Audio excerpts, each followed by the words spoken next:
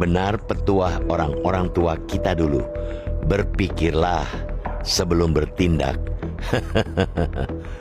Revisi Undang-Undang IKN juga menjadi promosi buruk bagi IKN.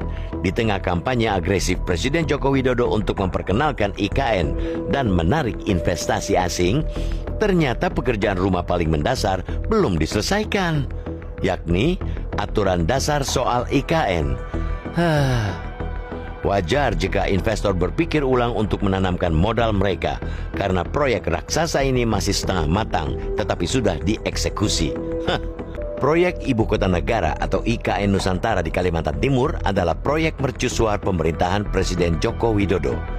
Butuh biaya super jumbo sebanyak 466 triliun rupiah untuk merampungkan proyek IKN pada 2045. Untuk permulaan pada 2022, pemerintah merogoh dana APBN 5,1 triliun rupiah. Sementara itu, untuk tahun ini, Badan Anggaran DPR sudah menyetujui anggaran 37 triliun rupiah. Presiden Joko Widodo pun membanggakannya sebagai proyek terbesar di dunia saat ini. Namun rupanya dengan anggaran yang bergunung-gunung itu bukan lagi segunung. Persiapan proyek IKN belum benar-benar matang alias baru setengah jadi. Ternyata masih banyak persoalan yang harus dituntaskan agar proyek ini bisa berjalan mulus.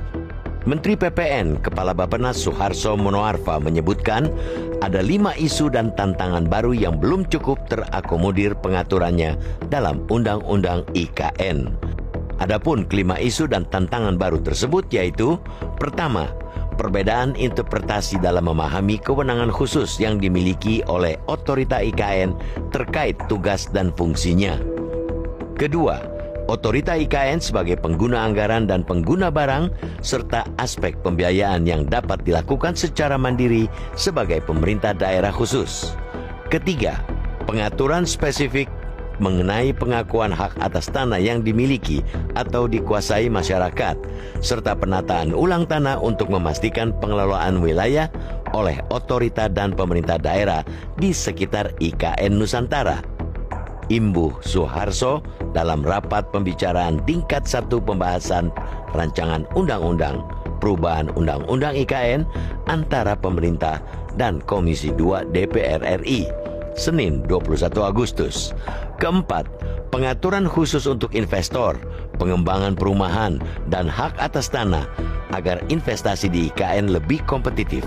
Kelima, kepastian keberlanjutan dan keberlangsungan kegiatan pembangunan IKN serta diperlukannya keterlibatan DPR dalam hal pengawasan. DPR RI menyebut revisi Undang-Undang IKN ditargetkan beres Oktober 2023. Oleh karena itu, revisi Undang-Undang IKN menjadi hal yang krusial.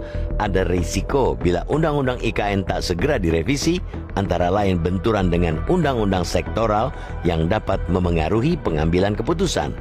Untuk itu, pemerintah mengajukan revisi terhadap Undang-Undang Nomor 3/2022 tentang Ibu Kota Negara atau IKN. Padahal, undang-undang itu baru berumur seumur jagung. Revisi undang-undang yang baru setengah tahun disahkan menunjukkan bahwa proyek ini belum benar-benar disiapkan secara matang. Ditemuinya hambatan-hambatan baru mengungkap banyaknya lubang dalam konsep IKN. Benar petuah orang-orang tua kita dulu, berpikirlah sebelum bertindak. Prinsip bagaimana nanti dipastikan akan membuat susah di kemudian hari. Sebaiknya berprinsiplah nanti bagaimana, yang artinya kita harus menyiapkan dengan matang dan mengantisipasi segala sesuatunya terkait yang apa akan kita kerjakan. Apalagi untuk proyek yang nilainya ratusan triliun. Tidak bisa trial and error karena koreksi itu mahal harganya. Bukan hanya proyek IKN yang dikerjakan secara gerasa-gerusu, proyek lainnya adalah kereta cepat Jakarta-Bandung yang biayanya meledak, bukan lagi menggelembung. Tarifnya pun masih jadi persoalan. Proyek kereta cepat ini sejak awal studi kelayakannya memang bermasalah. Pemerintah harus bekerja keras meyakinkan publik baik dalam negeri atau luar negeri, bahwa proyek yang diajukan menjadi proyek strategis nasional hingga 2034 itu layak dilanjutkan dengan seabrek bolong-bolong yang ada. Revisi Undang-Undang IKN juga menjadi promosi buruk bagi IKN. Di tengah kampanye agresif Presiden Joko Widodo untuk memperkenalkan IKN dan menarik investasi asing, ternyata pekerjaan rumah paling mendasar belum diselesaikan, yakni aturan dasar soal IKN. Wajar jika investor berpikir ulang untuk menanamkan modal mereka karena proyek raksasa ini masih setengah matang tetapi sudah dieksekusi. Tak ada yang menjamin revisi Undang-Undang IKN akan selesai Oktober.